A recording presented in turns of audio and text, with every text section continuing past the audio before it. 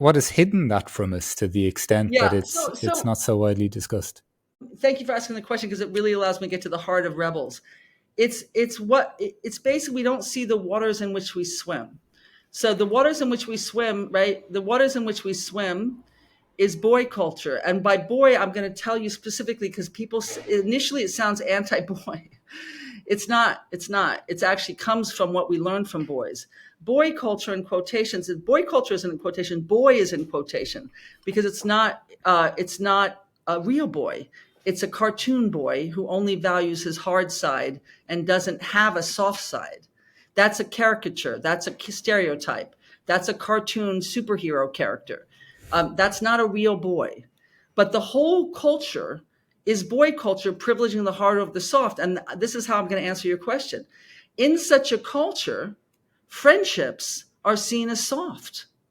And I'll tell you other things that are seen as soft that are not studied in my field of human development. Friendships. I mean, there's lots of studies of friendships. What I'm talking about is respective to all the other topics, right, in the field, peer, Right. the way peers get in the way. There's certainly studies of friendship. So I'm not going to say there's no studies. What I'm going to say is there are less studies of friendships than there are of peers, which is odd, because peers is focused on how to not have bad peers, not peer pressure, et cetera. But also, when you look at studies of friendships, it's almost always survey studies of how close you are, how not close you are, blah, blah. Do you have them? Do you not have them? They're never looking at qualitatively the meaning of them and how different people define intimacy and how different experiences of intimacy. I mean, when people always say Deep Secrets, my first book on boys' friendships, how did you get the boys to talk like that? These deeply powerful quotes about the meaning of their friendships. I said, I didn't do anything. My team and I didn't do anything. We just asked the question. Nobody has ever asked them the question to talk about their friendships, the meaning of they've never been asked. So it's not that we did some magic potion to get them to talk in an emotional way. Nobody's ever asked them the question. So the idea is, when we look at friendships, it's very, very, it's quantitative. Remember the hard over the soft. We quantify human experience because we as psychologists want to be a hard science, not a soft science. So we put it into numbers. Once you put it into numbers, you're not understanding much. You're understanding how many.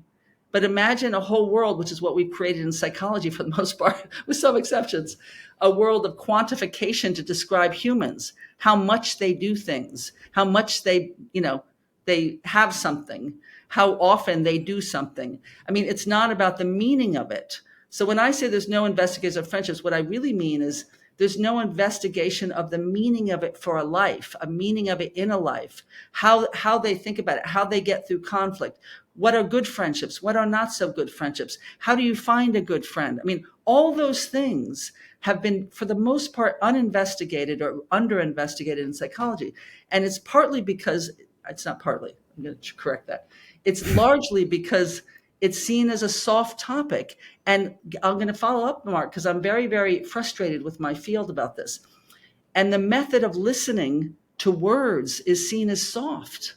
So not only is the topic perceived as soft, but the method I'm suggesting you have to use to get at the meaning of it is considered soft, meaning words are considered soft, numbers are considered hard, right? Hard data versus soft data. So sometimes my research, which is empirical, federally funded, I'm funded by the National Science Foundation, is oftentimes seen as not science because I deal in words.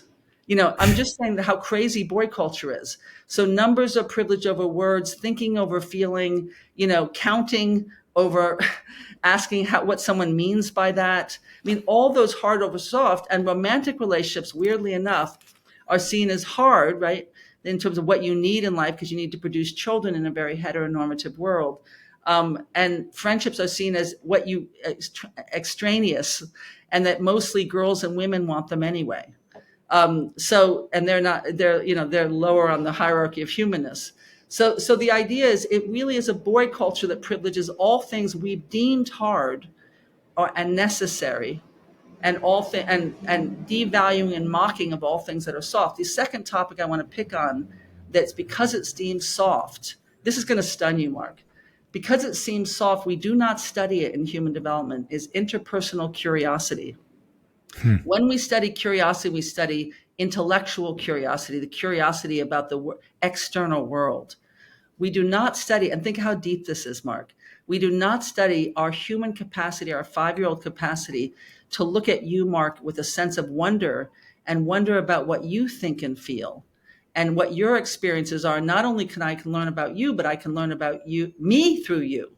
I can learn about me through you. We don't value it. We don't study it. We don't take it seriously. We see it as girly. We even equate it with gossip, and gossip and a sense of wonder have nothing to do with each other.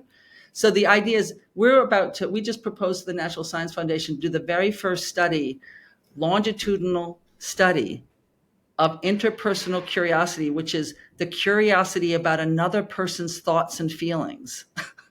I mean, I'm only laughing because it's like, no wonder we have a crisis of connection. We're a culture that doesn't even value my curiosity in another person. We don't even value that. And at the root of all connection is that curiosity.